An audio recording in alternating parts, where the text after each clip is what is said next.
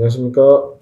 매일경제 윤원섭 차장입니다. 우리 글로벌 주식의 신, 저희의 등대 유한타증권의 이동원 본부장님 모시고 Q&A 시간을 갖도록 하겠습니다. 최근에 제일 화두가 바로 미국의 경기 침체에 대한 우려입니다. 이것 때문에 지금 주가도 좀 많이 빠졌죠. 본부장님께서는 미국 경기 침체 전망 어떻게 보시고 주가 전망도 어떻게 될지 한번 말씀을 좀 부탁드리겠습니다. 지난주가 그 경기 침체에 대한 우려가 정말 많이 가시화되면서 시장을 흔들었거든요. 1사분기에 경제 성장률이 마이너스가 나왔어요. 그러다 보니까 이게 경기 침체가 이미 온 거 아닌가 뭐 이렇게 좀 걱정들을 하시는데 그 숫자는 조금 어떻게 보면 미스리딩, 그러니까 잘못 해석을 하실 수 있어요. 그건 그냥 무시하시는 게 맞습니다. 그러니까 그 숫자는 전 분기 대비해서의 성장률 곱하기 4를 해서 연간 환산하는 거예요. 그래서 워낙 그 전 분기가 성장률이 높았습니다. 6.9%가 나왔거든요. 수출 증가율이 급감을 하는 모습이 나왔기 때문에 1사분기가 마이너스가 됐고요. 그 다음에 이제 그 정부의 투자가, 정부 지출이 마이너스의 속도가 좀 더 가팔라졌기 때문에 어떤 영향을 미쳤어요. 그렇지만 실질적인 투자, 또 민간 소비 이런 부분은 상당히 좋습니다. 그래서 경기 침체로 보기는 상당히 어렵고요. 그 다음에 지금 우리가 보고 있는 뭐 장단기 금리 차라든지, 그 다음에 부동산 경기라든지, 또 PMI 지표의 반등이라든지, 뭐 이런 것들을 놓고 봤었을 때 저희가 판단하기에 경기 침체로 보기에는 너무 빠르다라고 생각을 하고 있습니다. 보통 경제 성장률이 지금 그 전 분기 대비해서의 성장률 곱하기 4 숫자 말고요. 작년 동기 대비 숫자로 놓고 보면 1사분기가 3.4% 증가를 했어요. 근데 이제 올해가 수출 증가율이 들어오면은 오히려 그 3.4%에서 더 높아질 확률이 높습니다. 그렇다라는 것은 지난 4월 달에 8.8% 빠졌다라는 것 자체가 그거를 다 되돌리는 2사분기일 수도 있어요. 그래서 지금은 경기 침체가 일어나지 않는다는 전제 조건을 집어넣는다면 지금의 이 하락폭을 이번 분기에 되돌릴 수 있을 가능성이 높기 때문에 이럴 때는 패닉 매도 하시는 것이 아니고 오히려 종목 선별을 잘 하시고 투자를 하시는 것이 맞다라고 말씀을 드리겠습니다. 여튼 그래서 변동성이 지금 매우 큽니다. 이럴 때 투자하신 분들은 걱정입니다. 매도하려는 사람도 있고 이거 어떻게 되나, 가지고 있어야 되는지, 팔아야 되나, 사야 되나 부담이 됩니다. 근데 아까 이제 업종별, 종목별 전략이 중요하다고 하셨는데 조금만 구체적으로 어떤 전략이 필요한지 말씀을 좀 주시면. 자, 우선은 이제 투자의 전략에 있어서 이렇게 변동성이 극심할 때는 아까도 말씀을 드렸습니다만 알파 전략이라고 얘기를 해드렸잖아요.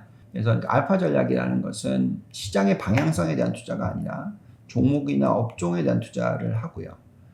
그리고 좋지 않다고 생각하는 종목이나 업종을 공매도를 하는 그런 전략인데 사실 투자자들이 그게 어렵잖아요. 그렇죠. 그래서 그럴 때는 이제 보통 뭐 인버스 ETF의 지수를 사고 그 다음에 이제 종목으로서 롱을, 그러니까 매수를 하고 이런 전략을 펴니다. 근데 이제 저희가 운영하는 그 아까 말씀 안타랩 같은 경우에 지난 4월 달이 지수가 마이너스 8.8%나 빠졌는데 저희가 다 주식 관련된 ETF를 들고 있어요. 근데 0%의 수익이 났다라는 것은 변동성이 적고 배당 관련주라든지 또 아니면 에너지 관련주라든지 원자재 관련주들을 제법 들고 있기 때문에 그렇습니다. 그래서 우리가 배분을 할 때 있어서 근데 채권을 또 들고 계셨으면 지난 4월 달에 엄청나게 해줬어요. 그렇죠. 근데 채권을 안 들고 있었잖아요. 결론적으로는 자산 배분을 하셔야 되는 그런 타이밍인데 종목 선별을 잘 하시면 오히려 성과가 더 좋을 수가 있다라고 말씀을 드리겠고요. 그럼 이제 종목 선별 중에서 업종으로서 저희가 계속 얘기를 하고 있지만 실적이 뒷받침돼야 됩니다. 근데 적자 기업인데 앞으로 성장성이 좋기 때문에 들고 있다. 이건 안 돼요. 왜냐하면 적자인데 실적이 좋아질 거다라는, 성장이 좋기 때문에 실적이 좋아질 거다고 기대하는 회사는 아직은 아니잖아요. 그러면 무슨 얘기냐? 계속 부채를 늘려야 돼요. 그죠? 적자가 나는데 어떻게 자금을 끌어서 회사가 이어지겠어요? 그죠? 캐시플로우가 마이너스인데. 그러면 당연히 부채를 일으켜야 되죠. 부채를 일으키면 지금 어떤 상황이죠? 금리가 올라가고 있잖아요. 그럼 비용이 점점 늘어나겠죠. 그렇기 때문에 아무리 성장주라도 실적이 뒷받침되지 않는다. 좀 사시면 안 돼요. 근데 예를 들어서 테슬라 같은 기업이 있습니다. 엄청나게 부채비율이 높아요. 그렇죠.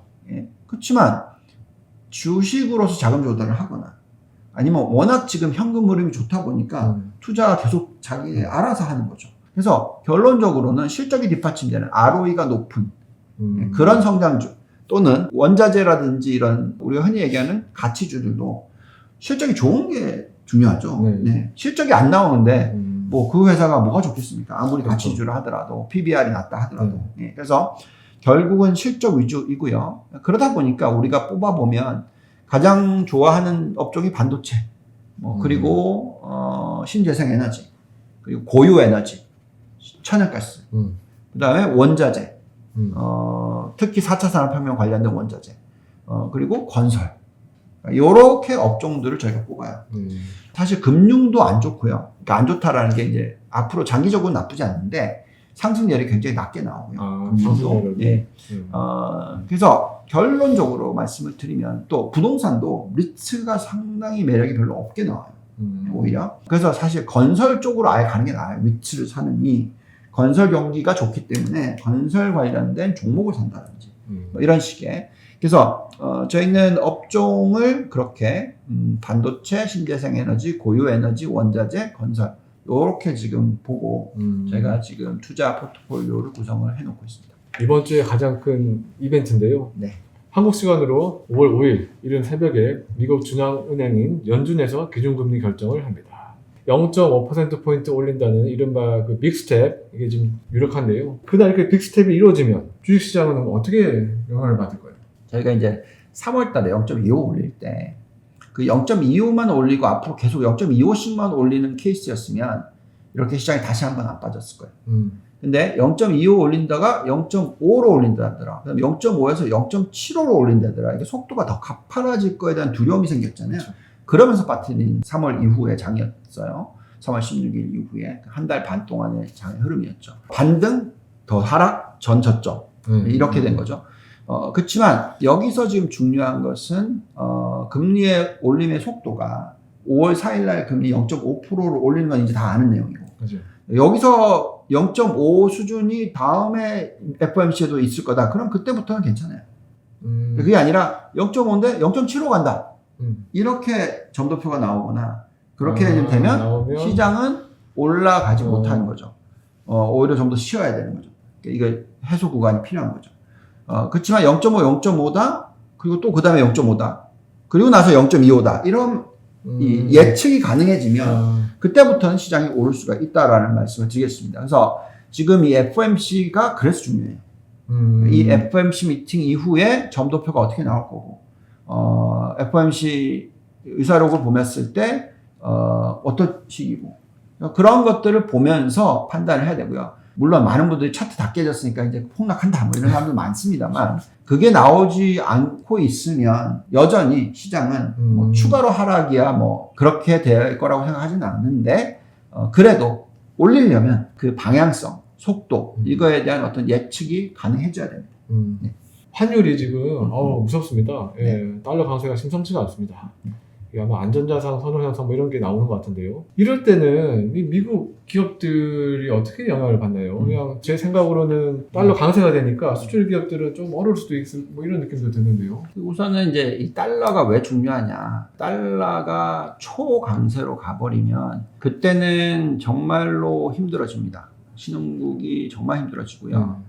그다음에 자금의 흐름 자체가 굉장히 꼬이고요. 왜냐하면 돈이 그냥 달러로만 몰리게 되고 그러면서 유동성 긴축 현상이 전 세계에 엄청나게 일어날 수가 있어요. 만약에 그런 수준의 달러의 움직임이다 그러면 정말 조심하셔야 되는데 지금 103 정도거든요. 요거는 과거에도 있었던 수준이에요. 정말 금융위기가 빵 터지거나 아니면 또 그 전에 그 닷컴 버블이 빵 터졌을 때 달러 보시면 닷컴 버블이 터졌을 때 달러가 확 올라가서 거의 107 여기까지 올라가요. 그리고 나서 모든 사람들이 다 이제 107이 120 갈 거야. 그러면서 120 갑니다. 근데 107부터 대세 하락장이 시작돼요. 대폭락장이 나옵니다. 그리고 120 가요. 음. 그 120 가는 도중에 계속 빠지는 거예요. 네. 그런 위기가 옵니다. 근데 지금 이제 103인데, 107 얼마 안 남지 않았어요? 뭐 이렇게 얘기하시겠지만, 그렇게 보기에는 지금 정부 부채 비율, 그리고 전 세계적인 경제 성장률, 상대적인 비교했었을 때, 무작정 103, 104, 105, 106, 107, 120 이렇게 가지 않을 거라고 지금 생각합니다. 그것이 되려면 어느 정도 정부 부채 비율이 떨어져야 된다고 생각하고요. 그렇게 감안을 한다면 총체적 위기가 올 가능성은 낮다. 근데 이제 중요한 것은 달러가 그럼 여기서 더 강세로 가는 게 아니라 약세로 가거나 보합으로 간다라고 치면 기업의 실적이 어떻게 영향을 미칠 거냐. 그랬을 때 S&P 500 기업 중에서 평균으로 계산하면 41%가 매출 중에서 해외에서 벌어들여요. 그래서 해외가 중요한데 재밌는 거는 위안화가 달러보다도 더 강세였어요. 오히려 수출이 나쁘지 않았다. 1사분기가 안 좋게 나왔었지만 제가 볼 때는 괜찮을 거라고 생각하고요.